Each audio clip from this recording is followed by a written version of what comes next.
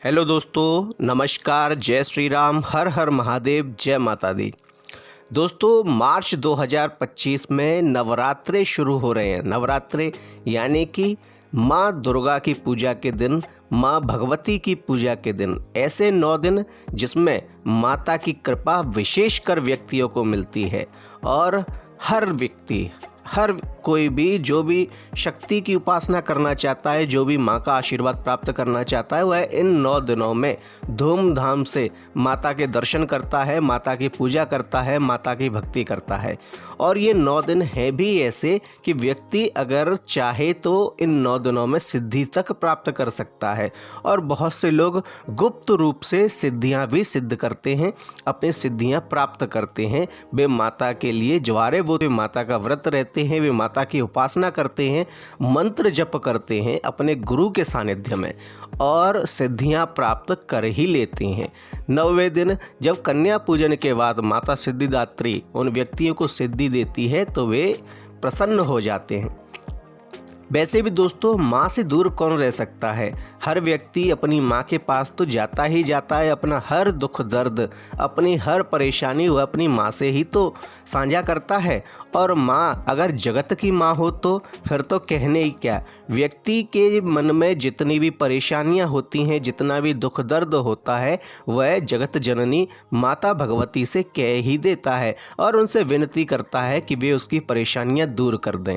और माँ का हृदय भी ऐसा ही होता है कि जब भी बच्चा परेशान हो और वह अपनी पीड़ा माँ को बताए तो माँ का हृदय द्रवित हो जाता है और वे उसकी पीड़ा को दूर कर देती हैं।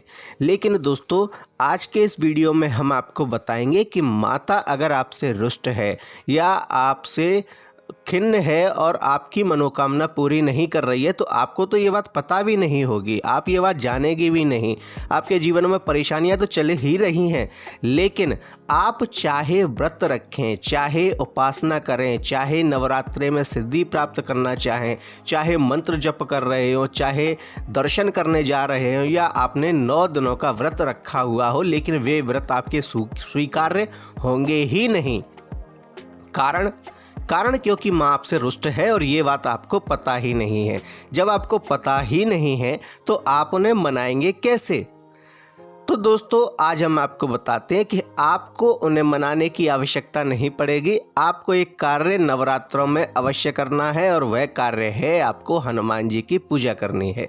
दोस्तों, कोई भी व्यक्ति चाहे वह वैष्णव हो तो वह विष्णु को मानता है, और जो विष्णु को मानता है, जो राम को मानता है, जो कृष्ण को मानता है, वह हनुमान जी को भी मानता है। वह अगर शैव है और वह शिव को मानने वाला है तो भी वह व्यक्ति हनुमान जी को मानता ही है, क्योंकि हनुमान जी रुद्र के अवतार हैं।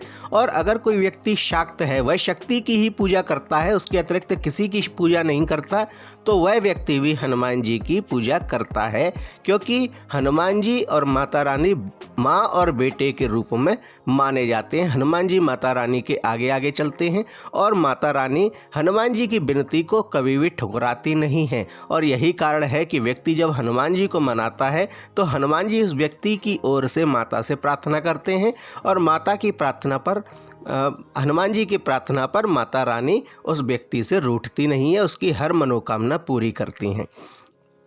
लेकिन दोस्तों, आज हम आपको बताते हैं नवरात्रों का एक और विशेष फल। वह विशेष फल ये है कि आप हनुमान जी की पूजा करते हैं नहीं करते हैं कोई बात नहीं, लेकिन हनुमान जी कलयुग के जागृत देवता हैं और हनुमान चालीसा उनका एक ऐसा पाठ है जो गोस्वामी तुलसीदास द्वारा लिखा गया है।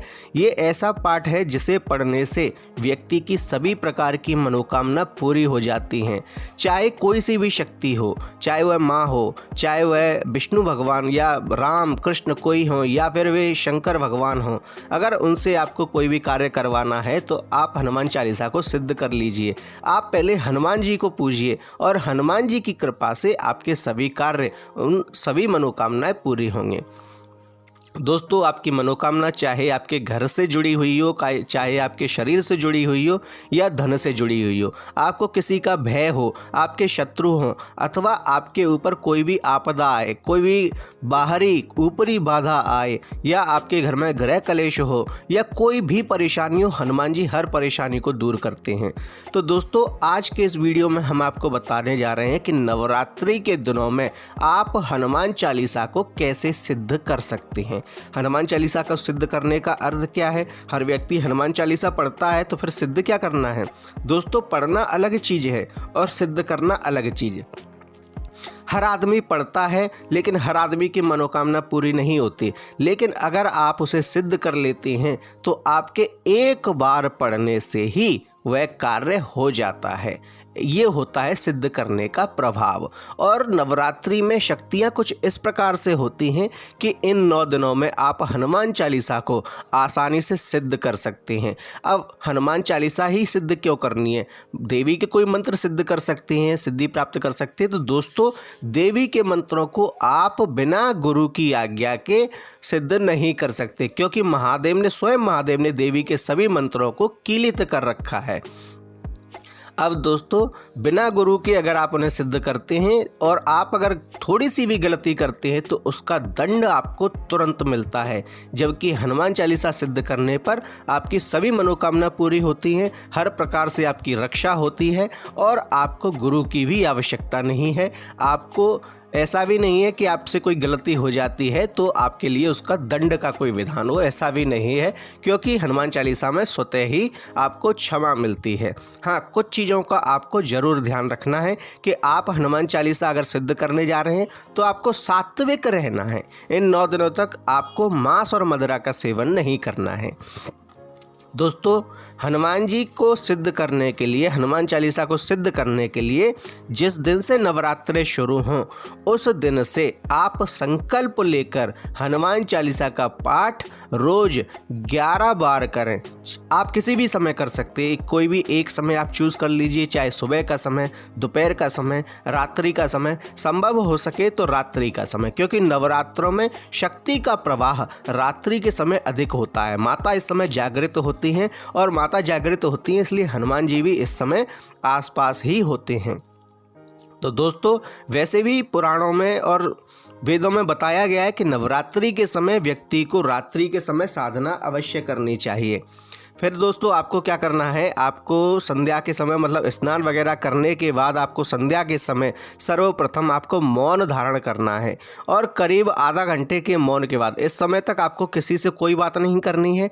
उसके बाद आप हनुमान जी की मूर्ति के सम्मुख अथवा हनुमान जी के तस्वीर के सामने अपने घर में तस्वीर रख सकते हैं, एकांत में, जहाँ कोई आपको टोके नहीं। और हनुमान जी को के सम्मुख एक घी का दीपक जला दीजिए, एक लोटा जल रख दीजिए और उन पर फूल इत्यादि नैवेद्य चढ़ाने के बाद, उनका पूजन करने के बाद आप हनुमान चालीसा का पाठ वहाँ शुरू कीजिए। हनुमान चालीसा का पाठ शुरू करने से पहले आप भगवान श्री राम का श्री राम रक्षा स्तोत्र का पाठ कर सकते हैं। अगर नहीं आता है आपको या आप नहीं करना चाहते हैं तो कुछ देर मन में आप राम नाम का जप अवश्य कीजिए, राम जी का ध्यान कीजिए, उसके बाद हनुमान चालीसा का पाठ कीजिए। और जब पाठ समाप्त हो जाए तो भगवान का आशीर्वाद लेकर, हनुमान जी का आशीर्वाद लेकर उस जल को आप ग्रहण कर लीजिए और आप 21 मिनट तक फिर शांत बने रहिए, मौन बने रहिए, वहीं पर बैठे रहिए।